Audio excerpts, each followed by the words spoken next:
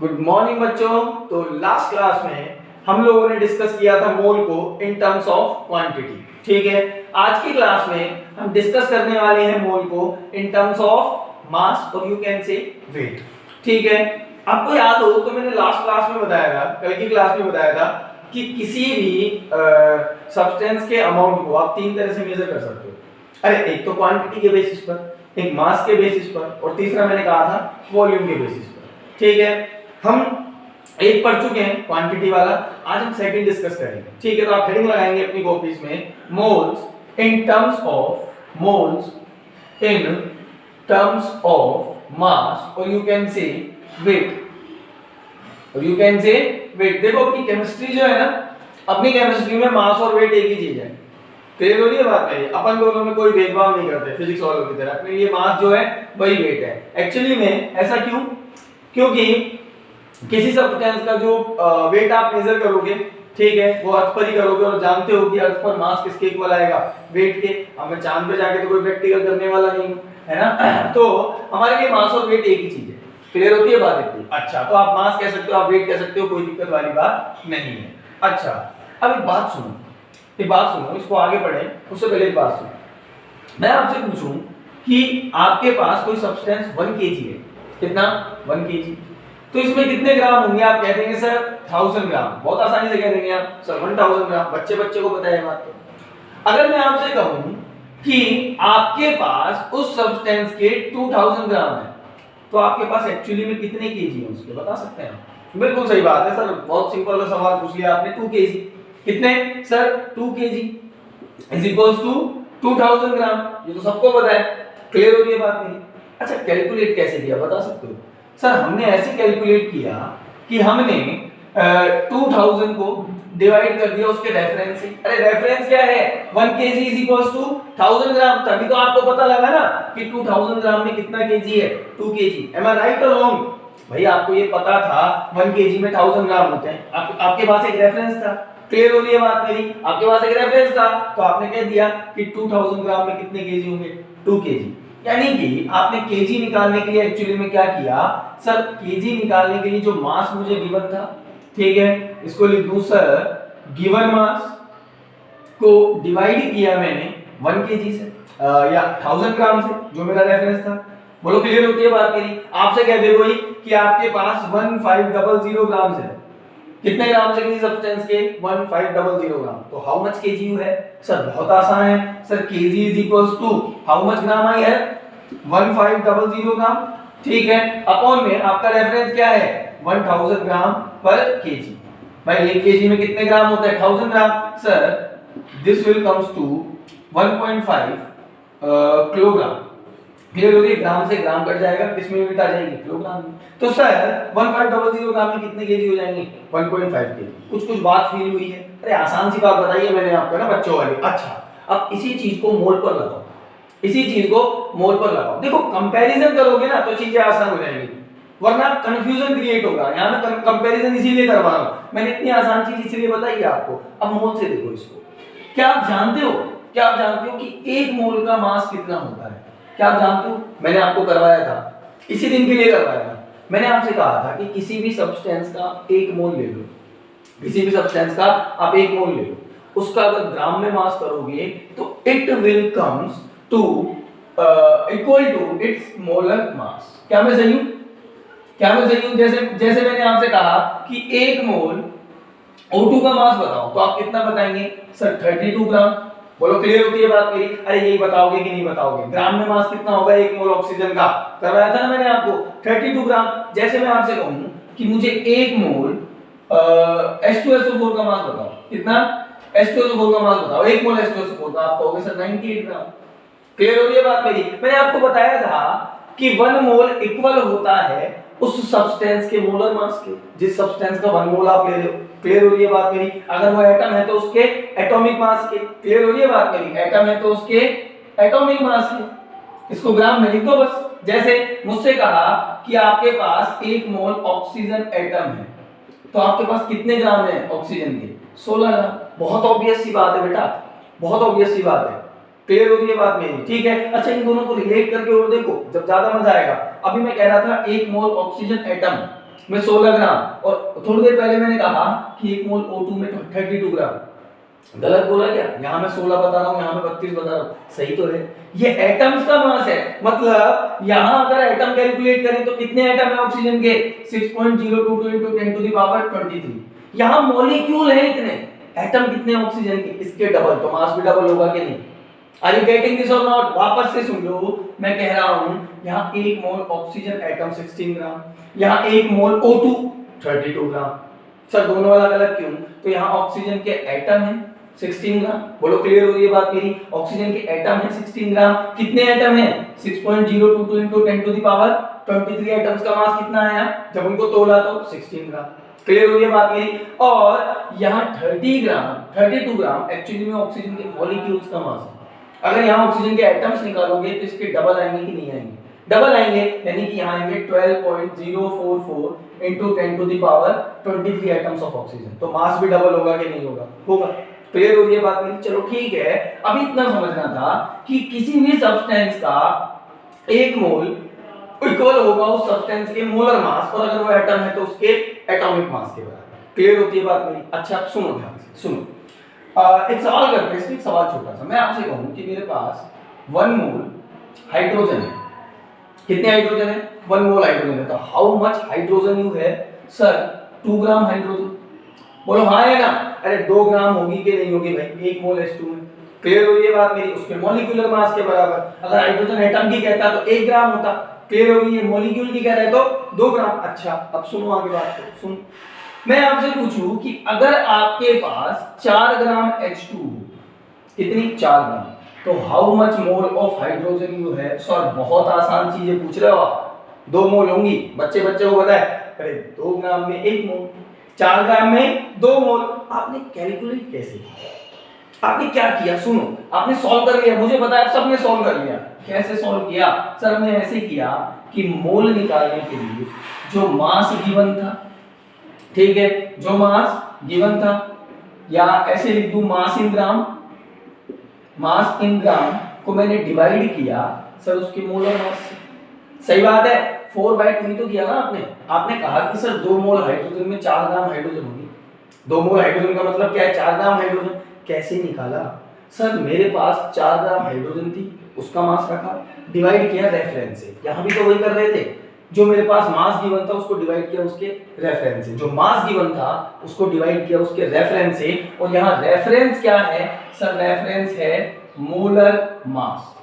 बोलो क्लियर होती है बात मेरी कि नहीं? तो मोल का इन टर्म्स ऑफ मास और you can say in terms of weight formula हमारे पास क्या आता? सर आता mass in gram divided by molar mass. Mass in gram divided by molar mass. Clear हो गई बात मेरी? ठीक है, यूनिट देख लो इसका, यूनिट देख लो। मास इन ग्राम तो ऊपर ग्राम डिवाइडेड बाय मोलर मास का यूनिट बताया था मैंने आपको, ग्राम पर मोल। हाँ है ना? ग्राम से कट गया ग्राम, मोल आएगा ऊपर, तो मोल निकल आएंगे आपके पास। यूनिट क्या हो जाएगा? मोल इसका। क्लियर होती है बात मेरी? ठीक है, कोई दिक्कत यहाँ पर? इसको इन शॉर्ट लिख सकते हैं, मोल को हम लिखते हैं n से, मास इन ग्राम को आप लिख सकते हो कैपिटल W से, और मोलर मास को लिखा जाता है कैपिटल M से। क्लियर हो गई बात मेरी? W is the mass in gram, और you can say given mass, mass in gram, और M is equals to molar mass. बोलो क्लियर होती है बात मेरी? ठीक है। अच्छा यहां से आपको मास इन ग्राम निकालने को दे दे तो निकाल सकते हो? बिल्कुल निकाल सकते हैं sir. W is equals to number of moles into molar mass. बोलो क्लियर होती है बात मेरी? ये वाला फॉर्मूला और ये वाला फॉर्मूला बहुत ज्यादा काम आएगा आपके। ये वाला फॉर्मूला, ये वाला फॉर्मूला बहुत ज्यादा काम आएगा। हम मोल को मास या वेट के टर्म्स में बहुत काम में लेते हैं, केमिस्ट्री में बहुत काम में लेते हैं, याद रखना इसको। ठीक है, तो हमने देख लिया कि sir mole is equals to given mass या mass in gram divided by molar mass, और यू कैन से कि mass in gram is equals to number of moles into molar mass. इन दोनों फॉर्मूलों को अपनी कॉपी में स्टार लगा के लिखना बहुत इंपॉर्टेंट है। क्लियर होती है बात मेरी? अच्छा अब कुछ क्वेश्चंस इसके करते हैं। उनको करने से पहले मैं कुछ सब्सटेंसेस के मोलर मास आपको डायरेक्ट लिखवा रहा हूं, आपको वो याद होने चाहिए। क्या कहा मैंने? कुछ सब्सटेंसेस के मोलर मास आपको मैं डायरेक्ट लिखवा रहा हूं, आपको वो याद होने चाहिए। ठीक है, अल्दो आप निकालना जानते हैं मोलर मास, कैसे निकालोगे मोलर मास? अरे उनके एटॉमिक, किसी मॉलिक्यूल का मोलर मास आपको निकालना है तो उनके एटॉमिक मासेस का सम, उनका मोलर मास कहलाएगा। ग्राम लगा देना, ग्राम पर मोल लास्ट में AMU की जगह। क्लियर हो रही है बात मेरी? ये तो निकालना सिखाया था मैंने आपको मोलर मास। फिर भी कुछ ऐसे कंपाउंड्स हैं जिनके मोलर मास आपको बहुत ज्यादा काम आते हैं, तो आपको वो याद होने चाहिए डायरेक्ट। मतलब मैं जब पेपर में क्वेश्चन करने बैठूं तो मेरा टाइम मोलर मास निकालने के लिए खराब नहीं होना चाहिए। क्लियर हो रही है बात मेरी? तो देख लो अगर मैं कहूं 1 मोल H2SO4 है मेरे पास, तो मतलब how much H2SO4 I have 98 gram. Clear हो रही है बात मेरी? निकाल के देख लो भाई। 2 हाइड्रोजन का कितना हो जाएगा? 1 का 1, 2 का 2 प्लस 32 और 16 4 जा 48, इन सब का सम करोगे तो कितना आएगा? 98 ग्राम। क्लियर हो गई बात मेरी? ठीक है, तो 1 मोल H2SO4 मतलब 98 ग्राम H2SO4 है मेरे पास। अभी आपको डायरेक्ट याद होना चाहिए, अल्दो आप निकाल सकते हो, पर मैं कह रहा हूं डायरेक्ट याद होना चाहिए, काम आएगा बहुत सारा। आपसे कह दे कि 1 मोल आपके पास CH3COOH है, नाम क्या है इसका? एसिटिक एसिड, बहुत काम आता है ये। इसका मोलर मास कितना हो जाएगा? 60 ग्राम। कैलकुलेट करके देख लेंगे। ठीक है, आपके पास है 1 मोल HNO3, इसका मोलर मास कितना आएगा? 63 ग्राम। क्लियर हो गई बात मेरी? कैलकुलेट करके देख लेना इसको भी। मैं आपसे कहूं आपके पास है 1 मोल यूरिया, 1 मोल यूरिया। अब यूरिया का फॉर्मूला क्या होता है जानते हो? NH2CONH2। क्या होता है? NH2CONH2, इसका होता है मोलर मास 60 ग्राम। क्लियर हो गई बात मेरी? जैसे मैं आपसे कहूं कि आपके पास 1 मोल कौन कौन से काम आएंगे आपके? एसिटिक एसिड हो गया, HNO3, यूरिया, H2SO4। मैं कहूं आपसे आपके पास 1 मोल C2H5OH है, इथाइल अल्कोहल कहते हैं इसको। क्या बोलते हैं? Ethyl alcohol. और एक और नाम है इसका एथेनॉल, दोनों इसी के नाम है। ठीक है, ये आपको दे दिया, तो इसका मोलर मास कितना होगा? Sir 24 plus 5 plus 16 plus 1। ठीक है, 24 प्लस 5 प्लस 16 प्लस 1, 4 5 9 और 6 15 और 1 16, 6 1 1 2 3 4 48 आएगा क्या? कैलकुलेट करके देखना, 48 आएगा। ठीक है, अच्छा आपसे कह दिया कि आपके पास 1 मोल NaCl है। NaCl सोडियम क्लोराइड है ना, टेबल सॉल्ट भी कहते हैं इसको। क्या बोल देते हैं? Table salt. तो कितना मास होता है इसका? लिखवाया है मैंने पहले 58.5 ग्राम। क्लियर हो गई बात मेरी? ठीक है, इनके अलावा भी कुछ एक हैं, है ना, जिनके मोलर मास आपको डायरेक्ट याद होनी चाहिए, वो मैं आपको नोट्स में लिख के दे दूंगा। अल्दो अगर आप भूल भी जाओ तो शायद आप कैलकुलेट कर सकते हो, आराम से कैलकुलेट कर सकते हो। क्लियर होती है बात मेरी? ठीक है, अच्छा तो मैंने 2 फॉर्मूले निकाले, मैंने मोल के 2 फॉर्मूले निकाले। एक बार फिर से रिपीट कर दूं, कल हमने बात की थी मोल के बारे में, तो मैंने आपसे कहा था मोल क्या होता है? Sir mole is equals to, कल की बात कर रहे हैं, कल हमने निकाला था इन टर्म्स ऑफ क्वांटिटी। तो मैंने कहा था mole is equals to sir given number of particles, ठीक है, डिवाइडेड बाय अवोगाद्रो नंबर। ठीक है, आज हमने मोल का फॉर्मूला क्या निकाला? सर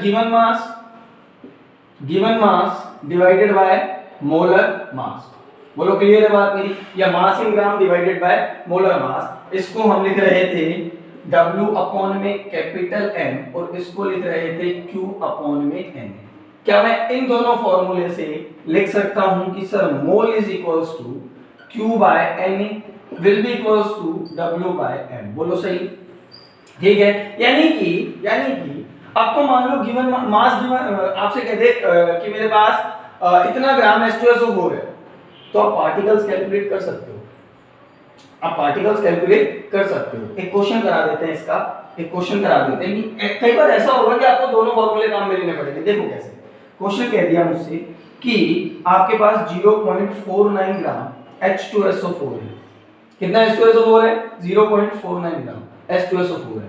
तो आपको कैलकुलेट करना है, calculate molecules of H2SO4 in sample. आपसे कह दिया सैंपल में H2SO4 के मॉलिक्यूल कैलकुलेट करो, तो कर सकते हैं क्या? बिल्कुल कर सकते हैं सर। 0.49 ग्राम H2SO4 है, अब मैं उसको पहले मोल में कन्वर्ट कर लूंगा, मोल निकल गया, अब अवोगाद्रो नंबर मेरे पास होता है, Q भी निकाल लूंगा। करके देख ले, देखो सॉल्यूशन देखना इसका। देखो सॉल्यूशन इसका, मैंने कहा कि sir mole is equals to क्या होता है, पहले तो मोल निकालो, W बाय m। अब मास गिवन है तो वही वाला फॉर्मूला लगाएंगे ना, W बाय m। कितना गिवन है मास, 0.49 ग्राम। अच्छा इसका मोलर मास कितना होता है H2SO4 का, ऊपर लिखा हुआ है, अच्छा बता दिया गया 98। कैलकुलेट कर लेना या देख लेना कितना होता है 98। सॉल्व करोगे, पॉइंट हटाई तो नीचे 2 जीरो लगाओगे, ठीक है। विल बी इक्वल्स टू, ये दो बार कट रहा है, 1/2 इनटू 10 टू द पावर -2 लिख सकता हूं मैं ऐसा, और 1/2 को मैं क्या लिख सकता हूं 0.5। क्लियर हो गई बात मेरी। इसको और आगे लिख सकता हूं मैं 5 into 10 to the power -3। Sir कैसे लिखा, देखो पॉइंट हटाई नीचे लगाई 0, 10 से डिवाइड कर दिया, 10 को इधर लेके गया तो 10 टू द पावर -1 कितना हो जाएगा 10 टू द पावर -3। तो you can see 5 into 10 to the power -3 moles. तो सर ये तो आ गए मोल्स। अब मुझे क्या निकालना है H2SO4 के पार्टिकल्स। तो पार्टिकल्स निकालने के लिए फॉर्मूला काम में ले लूं, W mole is equals to Q by Na। अरे ले सकता हूं ना कि N is equals to Q by N, Q by Na। अच्छा मेरे पास N कितना है 5 into 10 to the power -3 is equals to Q, और Na कितना होता है 6.022 into 10 to the power 23। Are you getting this और नॉट। अब लास्ट में आई कैन से कि Q is equals to 5 into 10 to the power -3 will be multiplied by 6.022 into 10 to the power 23। you can solve this। Clear होती है बात मेरी। तो इस तरह के क्वेश्चन जिसमें दोनों फॉर्मूले काम आए, अब वो भी कर सकते हैं। क्लियर है बात मेरी, ठीक है। इसके कुछ और सवाल मैं आप लोगों को करा दूंगा, ठीक है, कुछ होमवर्क में भी दे दूंगा, ठीक है। आपको प्रैक्टिस अच्छे से करनी है। क्लियर होती है बात मेरी। Thank you.